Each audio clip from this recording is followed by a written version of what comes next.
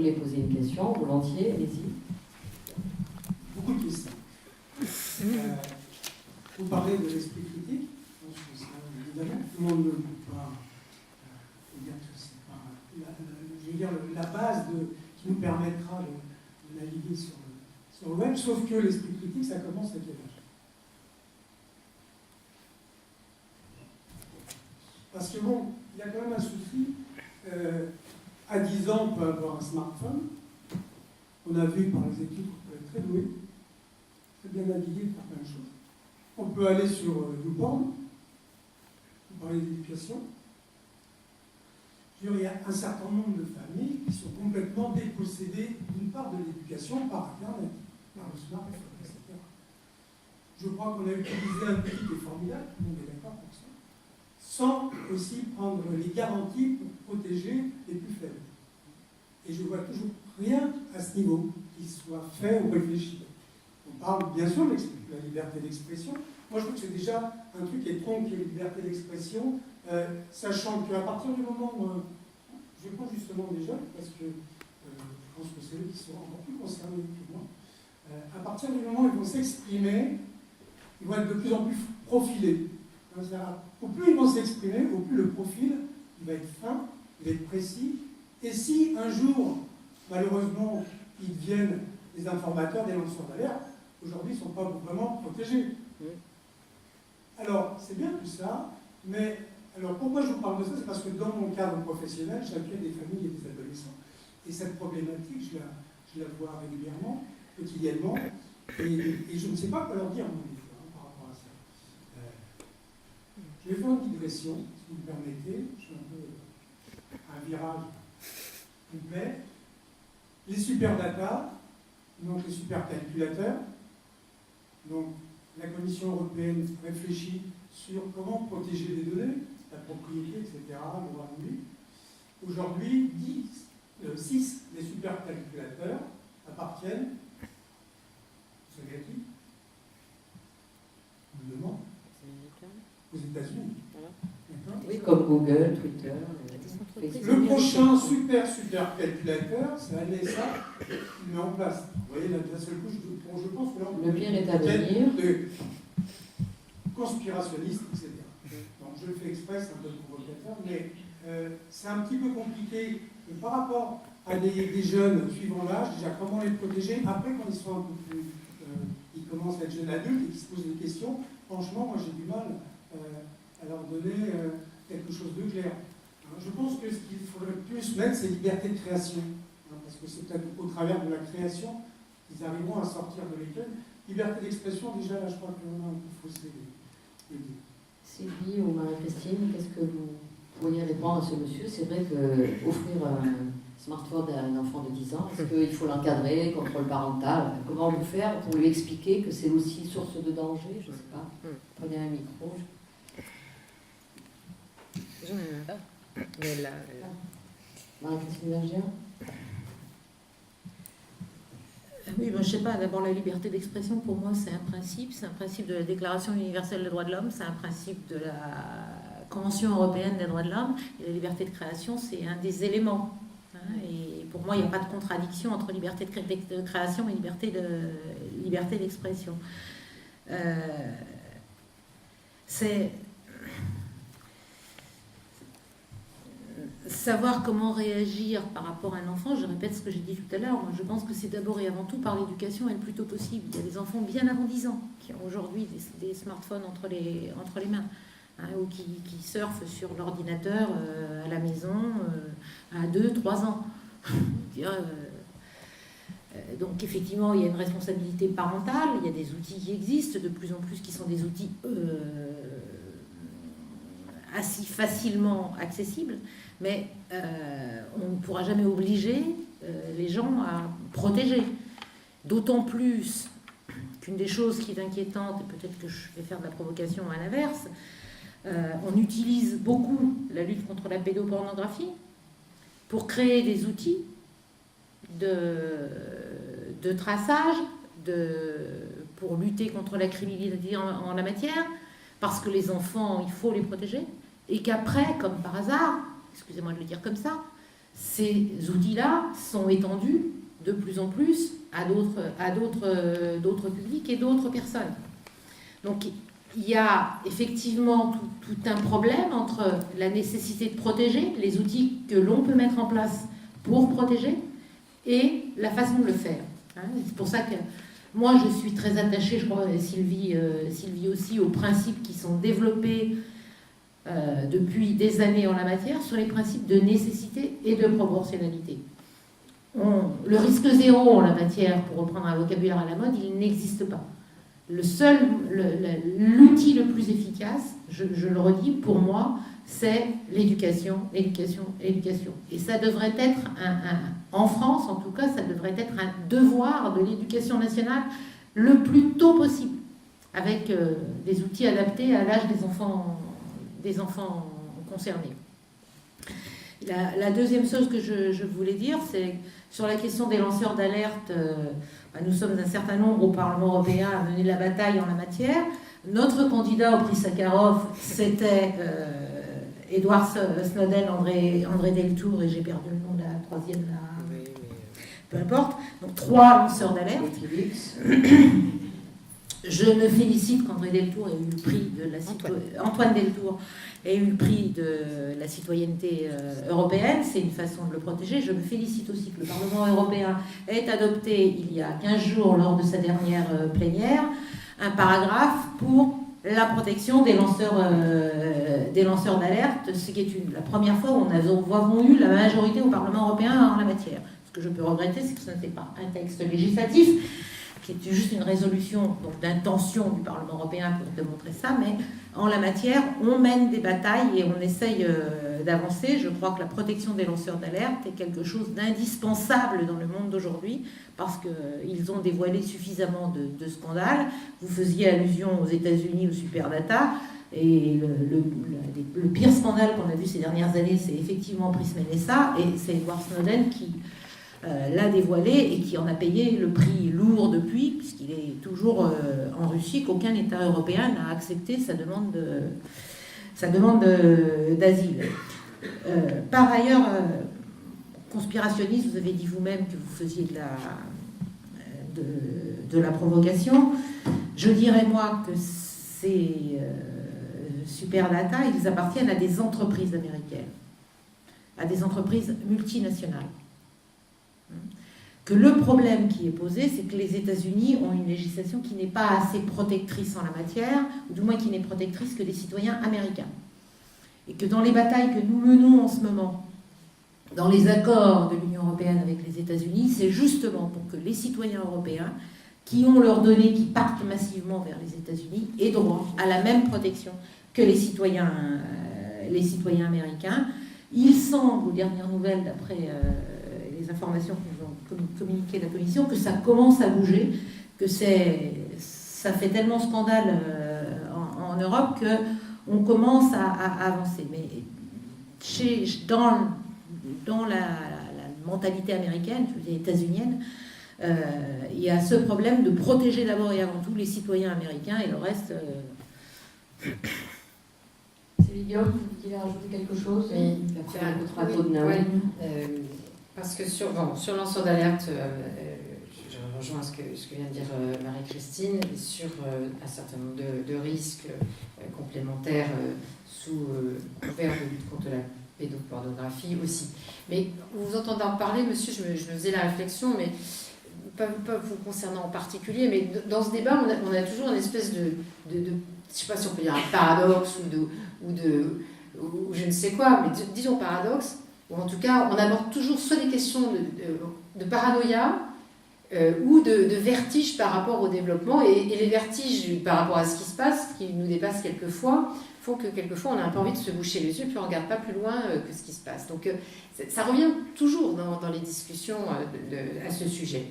Et c'est un des moteurs qui fait qu'on est très à cheval, enfin, ce sont des moteurs sur lesquels on est très à cheval au plan du Parlement européen. Marie-Christine vient d'évoquer quelque chose qui est très important, c'est le déséquilibre des relations quand il s'agit de traiter les données personnelles. j'en profite pour préciser par parenthèse que c'est bien qu'on puisse tenir un débat sur la question de la protection des données, enfin pas seulement, mais comme ce soir. Parce que moi j'ai toujours été frappée par le fait qu'en France, ça a semblé un non-sujet. Pendant très longtemps, ça a été un non-sujet. Personne ne parlait de la protection des données personnelles. Et je trouve ça quand même assez vertigineux, là aussi, qu'on ait tant de retard sur cette appréhension. Parce que quand même, quoi, tout ce que vous laissez à un moment donné sur Google, sur tous les sites X et Y, sont directement aspirés. On a un exemple très clair sur lequel on a réagi très fortement il y a moins de 10 jours. C'est ce qu'on a appelé le Safe Harbor. Je ne sais pas si vous savez ce que c'est. Ça s'appelle la sphère de sécurité en français. Bon, tout cela ne veut rien dire. En gros, c'est un espèce de code de conduite entre les États-Unis et l'Union européenne, au terme duquel on présuppose que les entreprises américaines qui se sont inscrites dans un registre vont traiter correctement les données qui émanent des citoyens européens. Jusqu'à là, tout va bien. On demande aux entreprises européennes de s'engager qu'elles vont faire un traitement correct des données, en gros qu'elles ne vont pas les vendre à des pays tiers, machin et tout ça. Ok, moi je veux bien. Mais le problème dans cette affaire, c'est qu'ils ont juste oublié un tout petit détail, c'est que ça ne concerne que le secteur commercial. Et que les institutions guillemets américaines, ne sont pas tenues à s'inscrire dans ce registre. Sous-entendu, je vais le dire autrement, la NSA, c'est le système américain de recherche, c'est pas le terme, de renseignement, merci, de renseignement, n'était pas tenu à s'inscrire là-dessus. Donc, à aspirer toutes les données de façon totalement indistincte, tout ce que vous avez laissé en achetant à La Redoute, à la Blanche Porte ou je ne sais où pour les plus anciens, donc je fais partie. Et bien, tout ça était. Ils s'en foutent complètement. Ils s'en fichent complètement au final. Ce qu'il faut bien comprendre, c'est qu'ils s'en fichent, mais ils avalent toutes ces données et le traitement algorithmique après fait que par hasard, ils pourraient trouver quelque chose. Sauf que le hasard, dans cette affaire, n'a pas très bien fait les choses jusqu'à présent.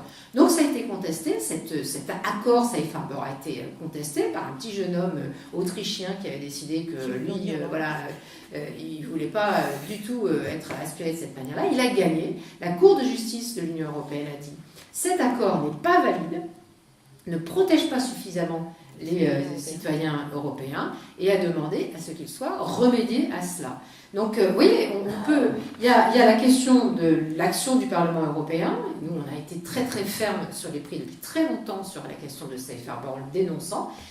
Et il y a la question citoyenne qui fait fort heureusement irruption dans ce débat en étant beaucoup plus éclairée maintenant qu'il y a quelques années et qui permet de faire changer les choses. Donc, je trouve qu'on va plutôt dans le bon sens en la matière. La question peut être posée, M. Naoum. Oui, simplement un éclaircissement. Vous parlez de liberté d'expression, j'entends. Droit à l'information, j'entends. Besoin de protection des populations. Loi sur le renseignement. Et on met ça un peu dans le même sac pour dire aux citoyens, finalement, la loi sur le renseignement est en contradiction par rapport à la liberté d'expression. Or, je pense qu'il faut arriver à trouver un équilibre, là aussi, entre ce que, aussi bien des caricaturistes que des journalistes, que chacun d'entre nous, a besoin de dire, mais également qu'on soit conscient qu'il arrive un moment où on est obligé de s'amputer d'une partie de notre liberté d'expression par rapport aux besoins de sécurité. Et c'est les besoins de sécurité, enfin, par le temps qui court, on ne manque pas d'exemple. Vous êtes d'accord sur ce besoin de trouver un point d'équilibre, j'imagine, mesdames? C'est toute la bataille que l'on mène. Je disais, proportion nécessité. C'est toujours ça qui est le problème, c'est que, on va dire pour faire simple, depuis 2001, et les attentats de New York, partout, notamment dans les pays du Nord, qui étaient quand même les plus respectueux des libertés publiques, on a des régressions en la matière. Et des régressions disproportionnées. On nous dit il faut ficher tout le monde, etc. Je vais là encore faire de la provocation, vous me connaissez, vous ne serez pas étonnés. Charlie Hebdo, on sait qui ont été les auteurs. On sait que tous les systèmes nouveaux systèmes de fichage qu'on nous a inventés depuis, y compris le système passager aérien qu'on force le Parlement européen à voter au nom de la protection des citoyens, n'aurait servi à rien en la matière. Strictement rien. Ces gens étaient déjà fichés, répertoriés. Mais il y a eu un défaut de surveillance policière, un problème de coopération policière. Le principal problème à l'intérieur de l'Union européenne, c'est l'incapacité des échanges entre les polices nationales. On nous invente des systèmes sans arrêt plus puissants, qui sont plus intrusifs dans la vie privée. Mais tant que les États membres n'accepteront pas la coopération, et ce n'est pas une coopération par plus de collecte de données, etc., c'est de partager leurs informations, les informations qu'ils ont déjà. Le Parlement européen est le seul Parlement au monde qui a mené une enquête sur Prism NSA. On a entendu des anciens de la NSA. Pourquoi des anciens de la NSA? Parce que comme ils ont contesté les méthodes de la NSA, ils se sont fait virer. Les anciens de la NSA... Ils peuvent parler. Ils peuvent parler maintenant. Ils nous ont tous dit que toutes ces collectes ne servaient strictement à rien. Au mieux, elles permettent de répertorier, repérer après coup les auteurs d'attentats ont fait des actions. Mais ça ne sert jamais de la prévention. Parce que pour faire de la prévention, il faut du ciblage et il faut des moyens humains. Or, on ne cesse, au nom des règles d'austérité budgétaire, de faire diminuer les moyens humains. Tant qu'il n'y aura pas des moyens humains pour analyser ces données collectées et permettre le ciblage, on ira dans une fuite en avant qui fichera, il sera de plus en plus intrusif et qui parallèlement sera de plus en plus, je vais dire, à côté de la plaque. Parce qu'avec ces systèmes automatiques, on met dans la boucle, et on l'a vu depuis les attentats du mois de janvier, un certain nombre de gens qui sont soupçonnés de terrorisme pour des raisons hallucinantes, juste parce qu'ils ont prononcé tel ou tel mot qui sont dans les ciblages. Donc, ça n'est pas comme ça qu'on va y arriver. Bien évidemment, les citoyens ont droit à la sécurité. Mais avec cette fuite en avant, avec des outils qui coûtent des prix, Smart Border, là, qui est la dernière invention actuellement, les frontières intelligentes, au départ, ça devait coûter 1,3 milliard. 1,3 milliard. On a ramené le truc à 700 millions, mais je suis sûre que les budgets seront dépassés, comme d'habitude en la matière. C'est des sommes colossales. Et ça ne servira à rien. Sauf à mettre dans des situations abracadabrantes un certain nombre de gens. Et je disais tout à l'heure dans le débat avec les citoyens, 1,3 milliard pour ce truc-là, 5 millions pour le sauvetage en mer. 1,3 milliard pour des usines à gaz, et 5 millions pour le sauvetage en mer. C'est vraiment des questions là qu'il faut arriver à poser, quoi. Qu'on utilise correctement les moyens existants. On se bat au Parlement européen pour avoir des évaluations des systèmes existants. Il n'y a pas moyen. On n'arrive pas à avoir des informations. Quand on nous communique des informations, en plus, c'est hallucinant. On a l'histoire de SWIFT aussi. Je ne sais pas si tu te rappelles, SWIFT, c'est un autre accord avec les États-Unis, toujours, sur les données bancaires.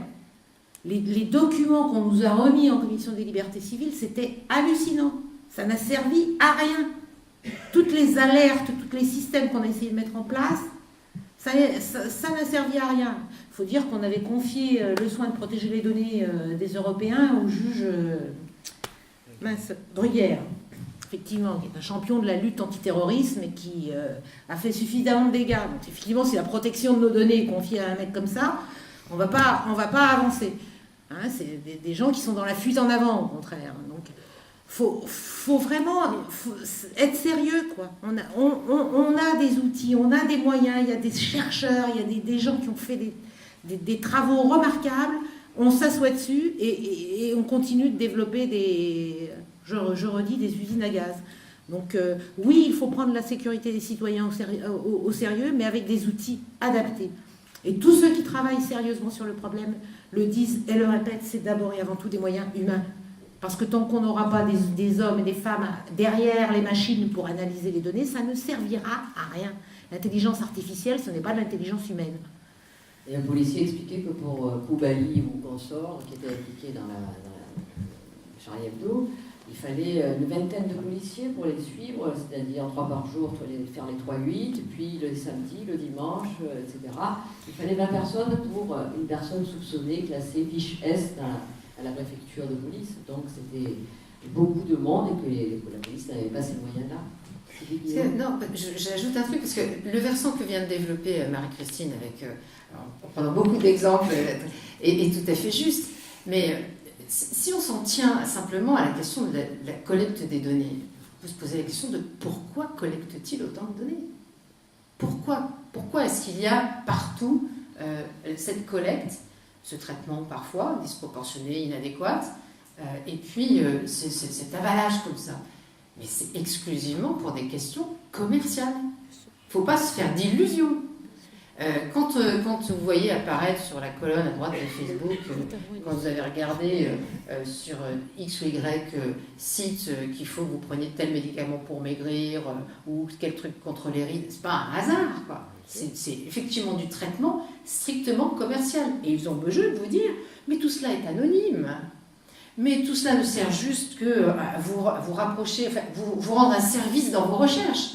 Oui, mon avis, c'est d'abord et exclusivement commercial, de l'échange financier qui prendra, il faut en être sûr, et c'est pour ça qu'il y a nécessité d'avoir des règles les plus adéquates possibles, sans intrusion, mais les plus adéquates possibles, qui bordent correctement les choses, qui va aller en se développant.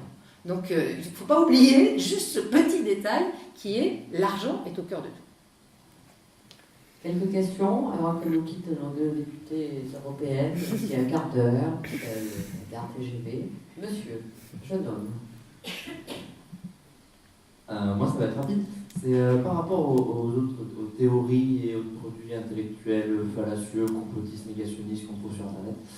Quel espoir vous avez de contrôler ce type de message? Et si contrôle il y a, n'avez-vous pas peur que ça fasse de la publicité à ce genre de message? Bonne question.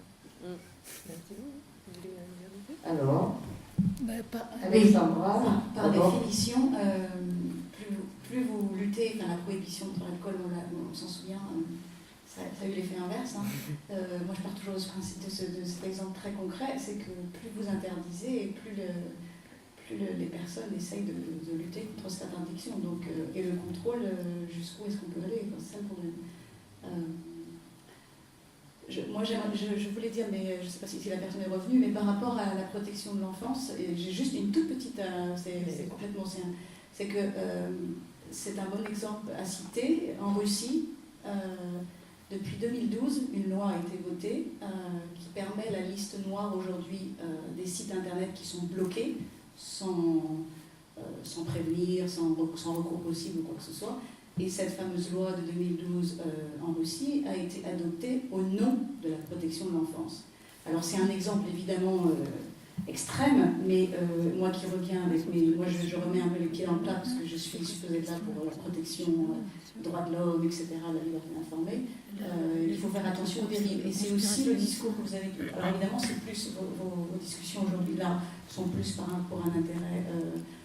personnel et individuel, mais si on remet ça, si on remplace ça dans le contexte droit de l'homme, plus il y a de contrôle, plus il y a de risques de dérive autoritaire et en effet paranoïaque.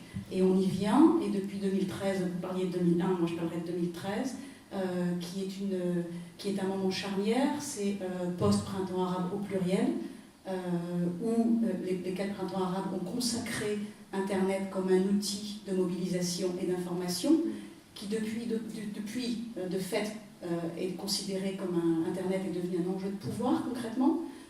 C'est aussi une période entre Snowden, en effet, Edward Snowden, et Julian Assange avec Wikileaks. Donc tout d'un coup, les gouvernements réagissent en se disant « Ah, il y a un énorme pouvoir en jeu là, il y a possibilité de contrôle, et on retourne l'appareil. » Et on se retrouve dans une situation où les gouvernements reprennent en main Internet comme un outil de contrôle sur les populations, et on arrive à des contrôles de technologie et juridique. C'est-à-dire qu'il y a le développement d'un énorme marché aujourd'hui de technologies de surveillance qui représente quelque chose comme, je crois que c'est 5 milliards de dollars aujourd'hui, et qui de fait impose aux populations des contrôles qui n'existaient pas auparavant. Ces technologies sont vendues par des sociétés, même des sociétés françaises d'ailleurs, Anesis a été responsable et reconnu coupable par ailleurs c'est une société française, c'est pas le gouvernement français, attention, pas d'amalgame, mais cette société vendait son savoir-faire au régime de Kadhafi en Libye, qui l'utilisait à des fins qu'on n'a pas trop envie de décrire, mais qui sont évidemment contre ses opposants, d'emprisonnement, de persécution et plus. Donc il faut faire attention. En effet, il faut, et je crois que c'est ça la vraie discussion, c'est l'équilibre, mais où est-ce que se place cet équilibre entre la potentialité d'information que représente Internet et le problème de la vulnérabilité des utilisateurs. Je crois qu'en effet, là, on a envie de se tourner vers le Parlement européen pour dire, voilà, assumez votre rôle et continuez votre magnifique combat. Voilà. Monsieur. Oui, je crois que je me suis mal exprimé, mais il s'agit vraiment de la vulnérabilité de certaines personnes. Mais je ne vois pas de protection de ces gens. C'est ça qui m'inquiète. Sous prétexte de la liberté d'expression. Alors, vous avez raison, on peut utiliser n'importe quelle loi, mais bon, ça a été 2001, il y a eu des attentats, derrière, Bush, il a fait passer un certain nombre de lois, etc. Il s'engouffre dedans. Je suis d'accord, mais bon, moi je vous parle de quelque chose aussi d'assez concret, récurrent, très précis, et qui n'est pas de la paranoïa. Quand je vous parle du porn avec des gamins, c'est pas de la paranoïa. Si je vous parle de problématiques de cet ordre-là, ce sont des choses concrètes et qui sont effectives. Quand on me parle d'éducation, oui, mais sachant qu'aujourd'hui, je veux dire, il y a la moitié des familles qui sont séparées, que l'outil smartphone, c'est un moyen aussi d'être en contact, mais que, bon, en fin de compte, un certain nombre d'ados se retrouvent un petit peu seuls, je veux dire, etc., etc., etc. Bon, je ne vais pas faire déclinaison, mais où est-ce qu'on se positionne? Moi, il me semble aussi que sous prétexte de grands principes universels, que je respecte, mais on oublie certaines choses très simples, très primaires, très basiques, qui vont aussi former les esprits. Parce que quand on dit esprit critique, c'est pour ça que je vous demandais, l'esprit critique, ça se forme comment? Je veux dire, un esprit critique, c'est pas comme ça se donne pas, c'est pas un diplôme, l'esprit critique. Parce qu'autrement, on n'en serait pas là. On voit des gens très diplômés qui ont assez peu d'esprit critique. Évidemment pas, oui. Bon, et là, moi, je vous parle en tant que militante et journaliste avant tout, mais si je vous parle en tant que maman, j'ai 2 enfants de 10 et 12 ans qui ont chacun un Kindle, voire iPad qu'ils utilisent de leurs parents, et mon seul contrôle, c'est de demander que les appareils électroniques, à 9h du soir, il n'y en a plus. Il n'y a plus rien, il n'y a pas de téléphone, et c'est tous les jours comme ça, et je suis à la chasse, justement, parce que je pense que c'est en effet... Alors maintenant, il y a tout un système de surveillance en ligne, possible, de contrôle parental, le fameux contrôle parental. Maintenant, je ne pense pas que l'un d'entre vous, ni moi... Enfin, peu de gens l'utilisent, parce que c'est très complexe, et qu'un enfant n'a pas envie d'avoir ce contrôle sur ses programmes. Mais c'est un vrai... Vous avez raison, c'est un vrai problème au quotidien. Ça ne marche pas toujours à bon escient. Et puis c'est de savoir quel rôle on fait jouer, effectivement, là encore c'est une question d'équilibre, entre la loi, l'éducation, la présence. C'est vrai que vous décrivez une situation, c'est là où je dis un paradoxe, c'est-à-dire qu'il faut à la fois un espace de liberté, c'est mon téléphone qui fait des interférences, et en même temps de la nécessité de ne pas laisser dériver un certain nombre de choses. Mais c'est manifestement un lieu où énormément d'acteurs doivent intervenir, et la loi ne réglera pas tout sur ce sujet, ça c'est clair. Ça par contre j'en suis absolument certaine. Et c'est vrai que je comprends avec vous, monsieur, que bon, Alexandra, elle est à la maison le soir, elle n'est sans doute pas toute seule à élever ses enfants, et que souvent dans les quartiers, c'est des mamans toutes seules qui ont des amis qui font ce qu'ils veulent quand ils n'appellent pas leur mère, et qu'elles ne risquent pas de pouvoir mettre un œil dans le portable pour savoir qui consulte et ce qu'il fait. Donc c'est évident que c'est un vrai sujet de préoccupation pour les familles, et à quel âge, comment, etc. D'autres questions? Avant que nous saluions nos 2 invités qui vont nous quitter, et on continue entre nous, pas aussi bien, mais bon. C'est sympa. Bon, une dernière, monsieur, oui. Une conclusion peut-être, c'est je crois l'éducation, que ce soit parentale ou l'éducation nationale, et c'est ensuite bon sens. Le micro, donc l'éducation, le bon sens, oui. Oui, éducation, bon sens, et puis aussi prudence. Je crois que je l'évoquais tout à l'heure, mais prudence. Bon, quand un système comme Google essaie d'avoir la mainmise sur les utilisateurs, il faut être prudent. Hein. Rechercher quelque chose, c'est une chose. Répondre aux questions de Google, ça n'est une autre. Facebook, c'est pareil. Quand Facebook vous demande pourquoi vous ne voulez pas ça, pourquoi, préciser, etc. Allez vous faire. Pour pouvoir répondre. Allez, il faut être prudent, je crois. Mais on est plus prudent à nos âges que peut-être plus jeunes, donc il faut alerter. D'où Je l'éducation. sais pas. À la prudence.